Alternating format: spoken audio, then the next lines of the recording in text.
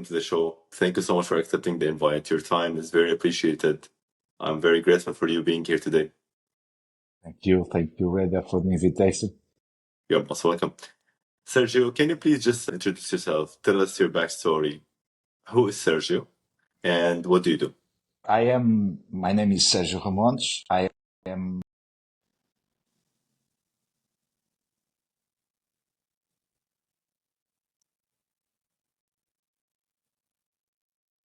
All good? Hello, I'm sorry, there was this phone call I had to reject. So my name is Sergio Ramontes. I was Mm-hmm. born in France. I grew up in Portugal.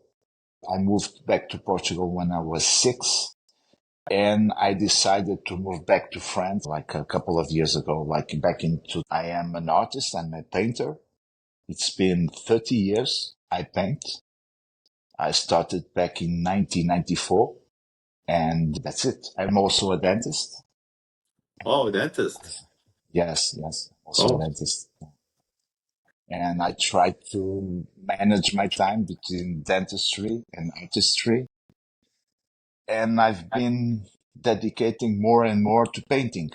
I'm reducing my days as a dentist and in order to have more time to painting. And actually now I'm working 3 days a week as a dentist. mm-hmm. And I think that I will be able to reduce those 3 days to 2 days. I Mm-hmm. don't think I will ever quit dentistry because it's something I like and it makes things easier for painting because it's like a break I'm forced to have every week. So I think it's a good thing for painting Does instead it of give you, painting all week long. Yeah. like, why does it give you a break? Don't you enjoy painting as much as a full-time thing? Why do you think that you need a Well, break every once in a while? your breaks are very important. Breaks are really important. On a weekly basis, to have a break, that's why we have weekends. If you should try working 7 days a week, you will see that you will be less productive. That's why we have weekends. And I think regarding to painting, and because it's quite a hard work to paint, it's good to have this break. And I'm forced to it. And that's nice. Each time I start, every week I restart because I had this break doing dentistry. I think I have more energy. I have new ideas. It allows me to correct things I was doing wrong, maybe in my opinion, obviously, but it allows me to redirect what I was doing. It's really good. Sergio, Breaks are essential. like, what? Sorry, how did you discover your passion for painting? When did it start your journey? I started, I was at the university when I started painting back in Mhm. 1994. I always loved art. I was always, since I was a kid, but I never thought of being a painter. So I think it's really hard to answer that question, but I had some clicks Mm. during my life. And I remember when I first saw a painting from Marc Chagall, a painting, it is still one of my favorites. I was jealous. I saw that Uh, painting and I thought, yes, this was this kind of positive jealousy. And I thought I would love to do this. And obviously it isn't easy. And at the beginning it was quite frustrating, but I had this in mind. So there are some clicks during your life that makes you redirect your career. And that's it. I started painting. It was fun at the beginning. I was just doing because I liked it. And I was lucky enough to start selling very soon. When I started mhm. painting, like 2 years after starting painting, I was lucky to find people interested in my paintings. And I think that's it. From Do, those days on, yeah. do you think that painting is something that you grow up with, or is it something that you can learn? For example, if now I'm someone who loves painting, can I start? Like, is there guidelines to start, or is it something that I'm just good at when I'm born? It's you must be good with, there are some things that it comes from you. Mhm. I would say 90% of painting you will learn. You can be a great painter without being specially, how would I say, especially Like without, born let's for, say, yes, having the gem for it. yes, you have to work hard. Painting Mhm. is like, it's like drawing. I hear sometimes people say, I am a really bad drawer. I don't know how to draw. You can learn how to draw. And you will, and for painting, you will learn how to create your career. And that's something quite intellectual. You have to, it's like a work that you will be doing aside with the technical progress that you will have. So the technical part you will learn eventually. So the most important is that you like it and you take it seriously, I think. Yeah. I see. Now you're someone who grew up, like you told me that you have been practicing painting for the past 30 years. So I'm pretty Yes. sure that you had some kind of promoting techniques to sell your paintings back then compared to now. What's the It difference? was, yes, when I started, it was completely different. And what I realize it's now, well, because it's internet on the online Mhm. made everything different. But what I feel it's now in 2024, and I think that in the future, there is this maturity regarding internet. And we're going back to those days where personal contact, where physical exhibitions were very important. And now we use the online in a different way. At the beginning of the social media and the online was really confusing for artists. Mm, And now I think there's this maturity, and going back to those days where it was important to speak to people, to show your work live. And yeah, there was this adaptation that wasn't easy. Internet was too slow. The download of an image would take forever.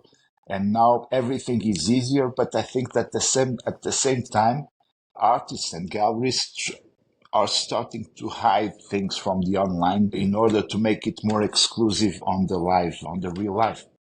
I see. What inspires you?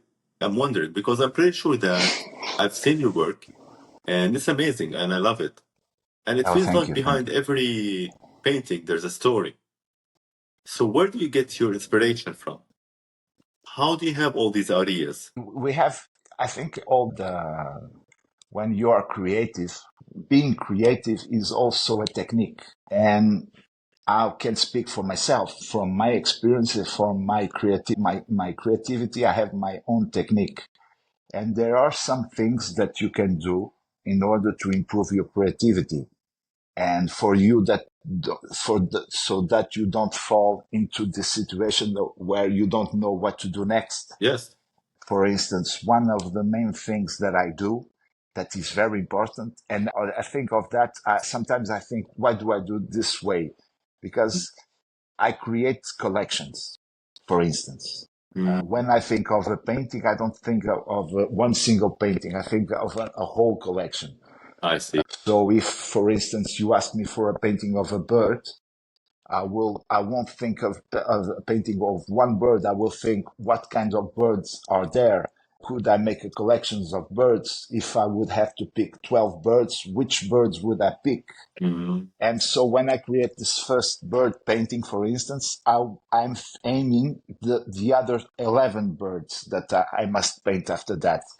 And I think that's a good, how should I say, that's a good technique for you to improve your creativity. It's to think paintings not as one single image, but as a collection of images. mm, And you can do this on the timeline, for instance. You can think if you were writing a book and you have 12 episodes mhm. and one follows the other, or you can think about the theme. You can divide the theme into 12 sub I themes, see. and you will be that it, you're not obliged to finish the collection, but at least you have this orientation, you know? Like building a theme, like you have a E- story in your mind and you make a exactly. theme out of it. You're Mhm. inviting me for this podcast. And I think it's the first one you're doing about art, isn't it? It's true. Yes, but you're already thinking and starting to think that it would be a great idea for you to invite other artists, right? True. You're thinking about the collection, and that is Ah. part of your creativity process. And it's exactly the same. A writer, a podcaster, a painter, a sculptor, we must think collections we must think in terms, how should I present my collection? Because when you do an exhibition, you need to have this when you want to present a Categorization, collection. let's say. Exactly. You want Ah. to present a theme on an exhibition, for instance, and you have to think. If you think like that, it's way easier. And this is on the immediate, how should I say? This is when you think of a particular painting. And then one collection can lead to another. Because if I Mhm. do that bird collection, maybe I will think that it would be a great idea to do a mammal collection or a Mhm. reptile collection. And this that helps you creating and always having great ideas. And if all goes well, there will be a time you won't have time to do everything that you're supposed to do, and you'll start selecting. Is the idea of categorizing more appealing to the audience? Have you noticed that they like, for example, having more than one painting about the same theme, or having one different or individual painting of a certain thing I from think three? personally, if I like to, the audience will be expecting the continuation of that collection, even if they Mm. don't think about it. But and when you switch collections, if you present a work from one collection and after you do a work from another collection, the audience will be surprised because they were not expecting that. Mm. But I think yes, it's important to also for the audience. They expect a certain narrative. They expect a certain consistency on your creative breakthrough. I see. I see. So But like the you can interrupt that. You're the artist or you're the podcaster. That's you to decide. But people and sometimes I keep a collection or I interrupt a collection accordingly to the audience. uh, If people start really, if I have a good feedback about one specific collection, I will keep on that collection. I see. That's the Because way for somehow, you. Yes, tell me. sorry. No, I was saying that's the way for you to, in the end, and if you look back like a couple of years after, because it's not always conscious when you do that. And it's sometimes by stopping and looking back for what you did in the last couple of years that you realize that it finished, it was, how should I say, there was this orientation on your Mm. career, on your evolution, on your creative evolution that you don't always control. Sometimes they say that you start with an idea, then along the way, you start doing some tweaks where the idea in the beginning doesn't have to be perfect. However, along the way, you start adjusting according to what's happening in the world, your environment, the audience, etc. So I can see Exactly. your point. Yeah. Yeah, exactly.